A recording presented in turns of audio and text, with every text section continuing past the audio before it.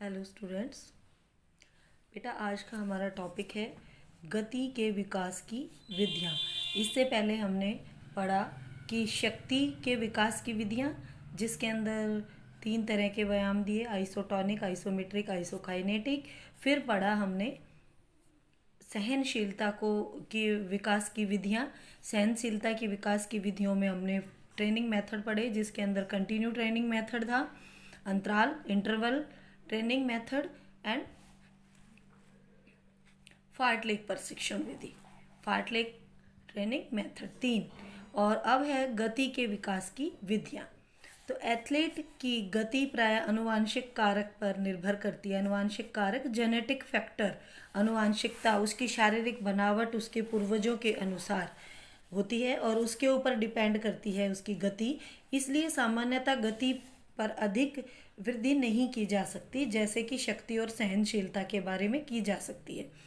मतलब जिस तरह से हमने पहले पढ़ा कि शक्ति को इम्प्रूव करने के लिए हमने ट्रेनिंग मेथड लिया, सहनशीलता को इम्प्रूव करने के लिए ट्रेनिंग मेथड लिया, वैसे ही गति को विकास करने की विधियां हैं। ट्रेनिंग मेथड तो है, लेकिन उसको कम हद तक, केवल 20% तक ही प्रभावित किया जा सकता है, इससे ज़्यादा नहीं, क्योंकि यह केंद्रीय स्नायु संस्थान के ऊपर डिपेंड होता है और केंद्रीय स्नायु संस्थान के कार्य को हम बहुत कम प्रभावित कर सकते हैं, जिसके कारण थोड़ी बहुत सीमा तक गति का विकास किया जा सकता है, इससे ज़्यादा नहीं।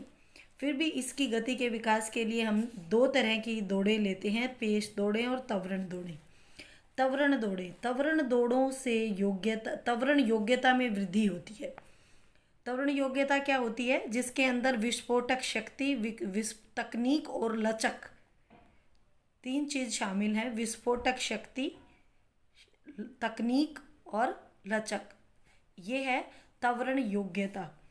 इस योग्यता में वृद्धि करने से छोटी दौड़ों में इस योग्यता का जो है छोटी दौड़ों में उपयोग होता है। कैसे? जैसे तेज दौड़ा या कोई भी धावक है, वो जब रेस स्टार्ट करता है तो वो शिथिर अवस्था में होता है। शिथिर अवस्था से जब वो दौड़ स्टार्ट करता है तो एकदम 6 सेकंड के अंदर अंदर वो अपनी स्पीड को पूरी, जितनी उसकी शरीर के अंदर पूरी की पूरी ताकत है, गति है, वो पूरी की पूरी ताकत 6 सेकंड में आ जाती है एक स्थिर अवस्था से। और स्थिर अवस्था से 6 सेकंड के अंदर पूरी गति ले लेना, ये उसकी त्वरण योग्यता कहलाती है। और यह त्वरण दौड़ों के माध्यम से ही इम्प्रूव की जाती है। त्वरण दौड़ें कैसे होती हैं? जैसे 20 से 25 मीटर तक एकदम दौड़ना, फिर रुक जाना, फिर दौड़ स्टार्ट करना, फिर रुक जाना, फिर दौड़ स्टार्ट करना तेज गति से। इससे क्या होता है? छोटी दौड़ों के अंदर, क्योंकि छोटी दौड़ें होती हैं, उनमें ज़्यादातर उसका जो रिजल्ट होता है वो त्वरण योग्यता के ऊपर निर्भर करता है। छोटी दौड़ों में जो स्टार्ट सही समय पर स्टार्ट लेकर अपनी पूरी गति को प्राप्त कर लेता है, वही विनर घोषित, ज़्यादातर वही विनर घोषित होता है। तो वो त्वरण योग्यता के ऊपर छोटी दौड़ें डिपेंड करती हैं। और दूसरा है पेस दौड़ें। पेस दौड़ें लगभग 20 से 45 मीटर तक की गति को बनाए रखने के लिए लाभदायक सिद्ध होती हैं। मतलब ये लंबी दौड़ों के लिए है, क्रॉस कंट्री, मैराथन, लंबे समय तक। और इसमें क्या किया जाता है, किस लिए की जाती हैं पेस दौड़ें? ताकि जितनी लंबी गति की दूरी है, जितनी लंबी दूरी की दौड़ें हैं, उनमें पूरी दूरी के दौरान गति सामान्य बनी रहे, सेम एक जैसी बनी रहे। भिन्न भिन्न व्यक्तियों की गति को बनाए रखने की क्षमता उनकी आयु और प्रदर्शन के स्तर पर निर्भर करती है।